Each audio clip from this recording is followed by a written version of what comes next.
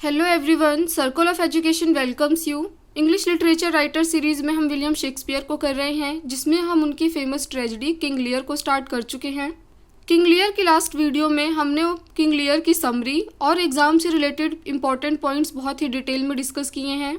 अगर आपने अब तक वो वीडियोज़ नहीं देखी है तो चैनल की प्लेलिस्ट में जाके चेक कर लें। आज की इस वीडियो में हम किंग लियर प्ले में जितनी भी इंपॉर्टेंट कोटेशंस हैं, जिसमें से एग्ज़ाम में क्वेश्चन बन चुके हैं और बनने के चांसेस हैं, उनको बहुत ही डिटेल में डिस्कस करेंगे। तो वीडियो के एंड तक बने रहिएगा। और अगर आपको वीडियोस पसंद आ रही हैं, नोट्स समझ आ रहे हैं, तो वीडियो को लाइक करें। आपके जो भी ओपिनियन है कमेंट सेक्शन में रखें। और अगर आप चैनल पे नए हैं तो चैनल को सब्सक्राइब करें। चलिए आज की इस वीडियो को हम शुरू करते हैं। तो पहले ही एक्ट के पहले सीन में हमें लाइन देखने को मिलती है किंग लियर की, nothing will come of nothing. कुछ नहीं से कुछ नहीं आता। यहाँ पे बोलने का मतलब ये होता है कि जब किंग लियर तीनों डॉटर्स को बुलाते हैं और पूछते हैं कि कौन उनसे कितना प्यार करता है, तो कॉर्डेलिया जो है जब कुछ नहीं बोलती है तो उसके रिस्पॉन्स में गुस्सा होकर किंग लियर बोलते हैं कि अगर तुम कुछ नहीं बोलोगी तो तुम्हें कुछ नहीं मिलेगा।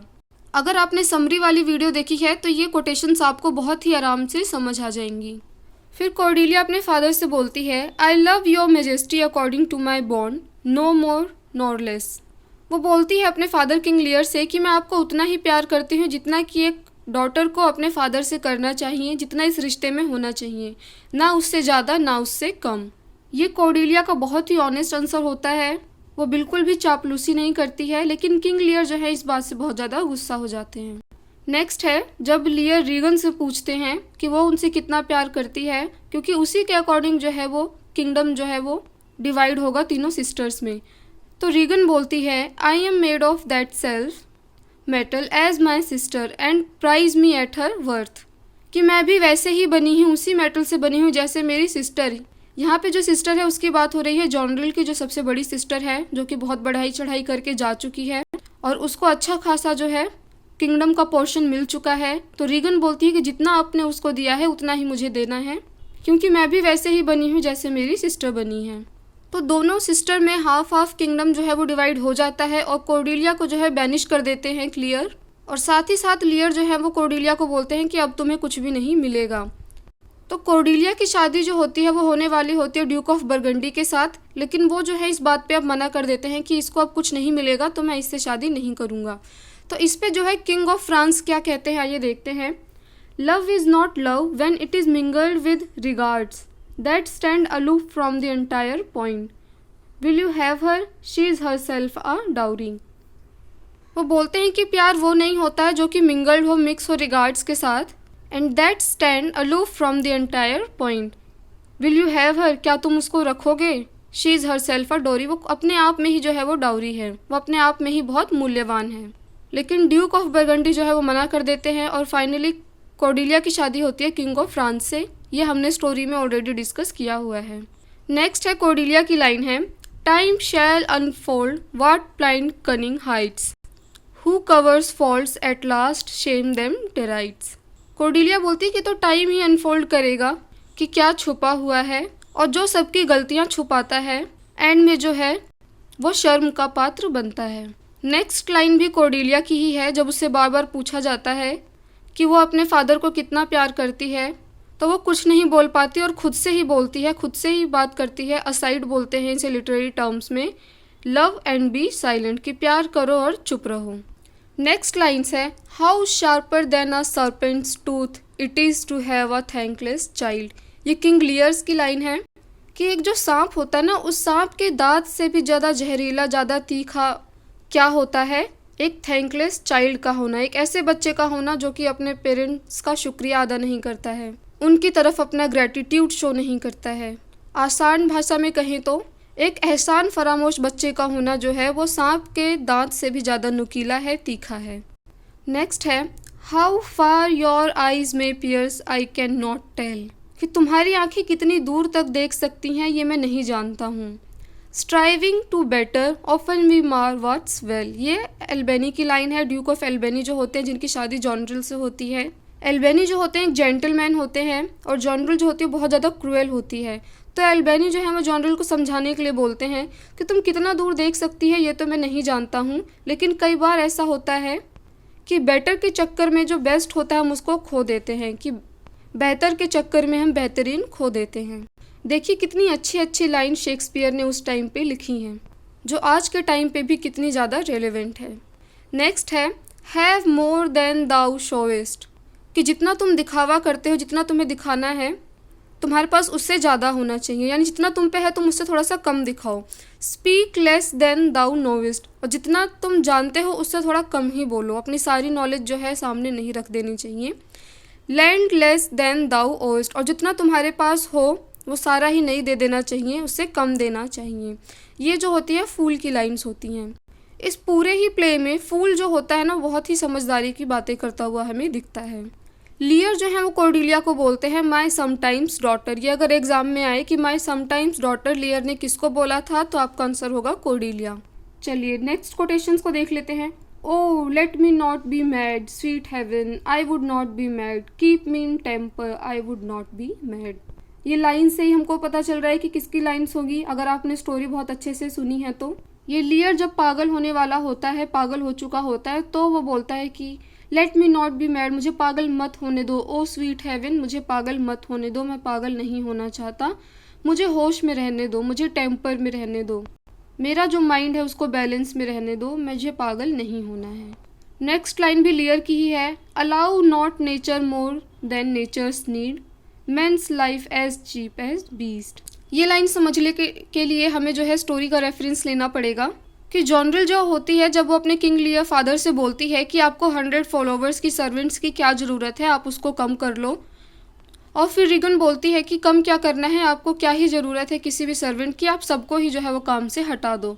तो किंग लियर बोलते हैं कि सिर्फ ज़रूरत में ही अगर हम यूज़ करें और लोगों को अपने पास रखें तो हम इंसान नहीं हैं, हम जानवर के समान हैं।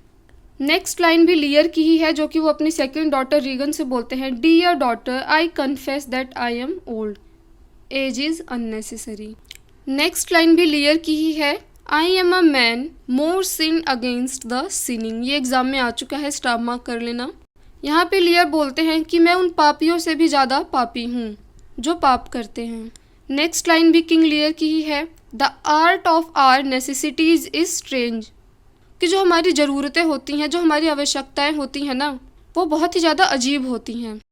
And can make while things precious, वो तुच्छ यानी छोटी से छोटी चीज़ को भी जो है एक टाइम पे जब हमें उनकी ज़रूरत होती है और हमारे पास वो नहीं होता है, तो वो छोटी से छोटी चीज़ भी जो है हमारे लिए प्रीशियस हो जाती है। ये आप खुद अपनी डेली लाइफ से भी रिलेट कर सकते हैं। यहाँ का रेफरेंस होता है कि जब किंग लियर महल से निकाले जा चुके होते हैं, यहाँ वहाँ भटक रहे होते हैं, और उनको तूफान में जब एक झोपड़ी दिखती है, एक हट दिखती है जहाँ पे वो पुअर टॉम जो होता है वो रह रहा होता है, उसको देख करके जो है किंग लियर बोलते हैं कि छोटी सी चीज़ भी जो है इस वक्त हमारे लिए कितनी प्रीशियस है। नेक्स्ट लाइन भी किंग लियर की ही है। Let fall your horrible pleasure, here I stand your slave, a poor infirm weak and despised old man. यहाँ तूफान जब आया होता है, किंग लियर थोड़े पागल हो चुके होते हैं, वो तूफ़ान के सामने जाते हैं, तूफ़ान को लेक्चर देते हैं, उससे बात करते हैं, उससे लड़ते हैं, बोलते हैं कि कर लो तुम्हें जो करना है, हो लो खुश। मैं यहाँ तुम्हारे सामने तुम्हारा स्लेव, तुम्हारा नौकर, तुम्हारा गुलाम खड़ा हूँ। एक पुअर गरीब इंसान, इन्फर्म कमज़ोर इंसान खड़ा है, एक बूढ़ा इंसान खड़ा है। इससे पहले जब हमें प्ले में दिखे किंग लियर हमेशा बहुत ईगो में दिखे हैं, लेकिन अब जा कर के वो बहुत ज़्यादा हमें इस स्टेज पे नज़र आते हैं कि वो खुद को वीक समझने लगे हैं, पुअर समझने लगते हैं। नेक्स्ट लाइन भी किंग लियर की ही है। वो बोलते हैं when the mind is free the body is delicate, कि जब हमारा माइंड जो है, मन जो है वो शांत होता है, वो फ्री होता है, तो हमारी जो बॉडी होती है वो क्या होती है, बहुत ज़्यादा सेंसिटिव हो जाती है। यहाँ पे डेलिकेट का मतलब कमज़ोरी से नहीं है, सेंसिटिविटी से है, कि जब हमारा मन शांत रहता है ना, तभी जो है हम संवेदनाएं जो हैं उसको महसूस कर पाते हैं। नेक्स्ट लाइन फूल की है। He is mad that trust the tameness of wolf, a horse health, a boy's love and a horse oath. यहाँ पे फूल बोल रहा है किसके लिए, किंग लियर के लिए। ही कौन है यहाँ पे, किंग लियर है। और ही जो है यहाँ पे जनरली सबके लिए ही जो है फूल ने यूज़ किया है, कि वो इंसान जो होता है वो पागल होता है जो कि यकीन कर ले एक लोमड़ी के पालतू हो जाने पर, क्योंकि लोमड़ी जो होती है, या भेड़िया कह लो आप, यहाँ पे भेड़िया ज़्यादा सूटेबल होगा, वो कभी भी पालतू नहीं हो सकता है। अगर वो पालतू होने की एक्टिंग कर रहा है और आप उस पर भरोसा कर ले रहे हैं, तो इसका मतलब आप सबसे ज़्यादा बेवकूफ़ हैं। इसीलिए बोला जाता है कि वाइल्ड एनिमल्स को जो है कभी भी हमें पेट नहीं रखना चाहिए। तो अगर आप वाइल्ड एनिमल पे ट्रस्ट कर रहे हैं, एक घोड़े की हेल्थ पे ट्रस्ट कर रहे हैं, एक लड़के के प्यार पे ट्रस्ट कर रहे हैं और एक जो प्रोस्टिट्यूट होती है उसकी कसम पे ट्रस्ट कर रहे हैं, तो इसका मतलब कि आप पागल हैं। यहाँ पे ये बोलने की कोशिश की गई है। यहाँ पे जो वुल्फ लिया है ना, यहाँ पे जिक्र किया है, फूल ने कंपैरिजन किया है लियर की जो दोनों बड़ी डॉटर्स होती हैं उनके साथ, क्योंकि वो दोनों ही बड़ी डॉटर्स बड़ी बड़ी बातें करके जो है अपने फादर का ट्रस्ट गेन कर लेती हैं और किंगडम जो है उनको मिल जाता है। नेक्स्ट एडगार की लाइन है, when we are our betters see bearing our woes, कि जब हमें तकलीफ़ों को सहना आ जाता है या जब हम अपनी तकलीफ़ सहने लगते हैं तो बड़ी बड़ी परेशानी भी जो है हमें बहुत ज़्यादा हमारी दुश्मन हमें नहीं लगती है। फोज का मतलब दुश्मन है, एनिमीज़ हैं, वोज का मतलब दुख और तकलीफ़ें हैं। लेकिन फिर भी जो अकेला सफ़र कर रहा होता है इन सब में, वो सबसे ज़्यादा सफ़र करता है। यहाँ पे जो है एडगार ये बोलते हैं। नेक्स्ट लाइन बहुत इंपॉर्टेंट है, एग्ज़ाम में 2 बार आ चुकी है, स्टार मार्क कर लेना। ग्लोस्टर की लाइन है, जो अर्ल ऑफ ग्लोस्टर होते हैं वो बोलते हैं, as flies to wanton boys, कि जिस प्रकार मक्खियाँ होती हैं या तितलियाँ होती हैं वो आवारा लड़कों के लिए, we are to the gods, उसी प्रकार जो है हम भगवान के लिए हैं। They kill us for their sport, कि जिस प्रकार जो आवारा लड़के होते हैं अपने मनोरंजन के लिए, अपने एंटरटेनमेंट के लिए फ्लाइज़ को पकड़ते हैं, उड़ाते हैं, मारते हैं, खेलते हैं उनके साथ, हम उसी तरीके से फ्लाइज़ हैं किसके लिए, भगवान के लिए। वो भी जो है हमें अपने सपोर्ट के लिए, अपने एंटरटेनमेंट के लिए, अपने खेल के लिए, अपने स्पोर्ट के लिए जो है वो हमें मारते हैं। नेक्स्ट लाइन किंग लियर की है, वो यहाँ पे थोड़ा सा सरकास्टिक होते हैं और जॉनरल से बोलते हैं, who is it that can tell me who I am. Next line जो है वो ड्यूक ऑफ एल्बेनी के लिए होती है अपनी वाइफ जॉनरिल के लिए। वो बोलते हैं, O Goneril you are not worth the dust, कि ओ जॉनरिल तुम तो उस धूल के समान भी नहीं हो, which the rude wind blows in your face, कि ये जो तेज़ी से चलने वाली हवा होती है, जो तूफान होती है, अपने साथ जो मिट्टी उड़ा करके लाती है ना, जो तुम्हारे चेहरे पे टिक जाएगी, तुम उस धूल के समान भी नहीं हो। एल्बेनी जो होते हैं वो बार बार जॉनरिल का जो बिहेवियर होता है अपने फादर के लिए, वो उसको प्रोटेस्ट करते हुए दिखाई देते हैं हमें इस पूरे ही प्ले में। नेक्स्ट लाइन है केंट की, अर्ल ऑफ केंट जो होते हैं वो बोलते हैं, it is the stars above अस, ये स्टार्स हैं जो कि हमारे ऊपर हैं, गवर्न आर कंडीशंस, हमारी जो कंडीशन है इस वक्त, ये जो हमारे ऊपर स्टार्स हैं यही गवर्न करते हैं। Else one self made and made could not बिगेट such different issues, कि जो हमारे ऊपर स्टार्स हैं ये सभी जो है हमारे कंडीशन को गवर्न करते हैं, नहीं तो इतना डिफरेंस जो है हमें पर्सन टू पर्सन की सिचुएशन में देखने को कैसे मिलता। नेक्स्ट लाइन जो है वो किंग लियर की है, वो बोलते हैं, when we are born we cry that we are come to this great stage of fool, कि जब हम जन्म लेते हैं तो हम रोते हैं। क्यों रोते हैं? क्योंकि हमें पता चल जाता है कि हम जो फूल्स हैं उनकी स्टेज पे आ गए हैं। यहाँ पे दुनिया को, लोगों को जो है फूल बोला गया है। नेक्स्ट लाइन एडगार की है, O matter and impertinency mixed, reason in madness. Next line भी एडगार की है, वो अपने फादर ग्लोस्टर से बोलता है, man must endure their going hence even as their coming hither, ripeness is all. Ripeness is all पे एक बारी क्वेश्चन बन चुका है, ये आपको याद रखना है। क्यों बोलते हैं कि इंसान के अंदर ना वो क्षमता होनी चाहिए सहने की, कि वो लोगों का आना और जाना जो है वो बर्दाश्त कर पाए, क्योंकि डेथ तो देखो होनी ही है, ये सच है। तो ripeness is all. Next line King Lear की है, I am even the natural fool of fortune, कि मैं तो भाग्य का बनाया हुआ नेचुरली फूल हूँ। नेक्स्ट ग्लोस्टर की लाइन है, my old heart is cracked, जब उनकी डेथ होने जा रही होती है हार्ट अटैक के कारण, तब ये लाइन जो है ग्लोस्टर बोलते हैं। नेक्स्ट लाइन केंट की है, वो बोलते हैं, nothing almost seems miracle but misery, कि यहाँ पे कुछ भी मिरेकल होता हुआ नहीं दिख रहा है, बट मिजरीज यानी परेशानी और दुख ही जो है हमें नज़र आ रही है। नेक्स्ट लाइन जो है वो एडगार की है, वो बोलते हैं, the gods are just and of our pleasant voices make instrument to plague us, the dark and vicious place where thee he got cost him his eyes. यहाँ पे एडगार ये बोलना चाह रहे हैं कि जो भगवान होते हैं, जो गॉड होते हैं, वो जस्ट यानी न्याय करने वाले होते हैं। यहाँ पे जस्टिस के लिए जस्ट यूज़ हुआ है।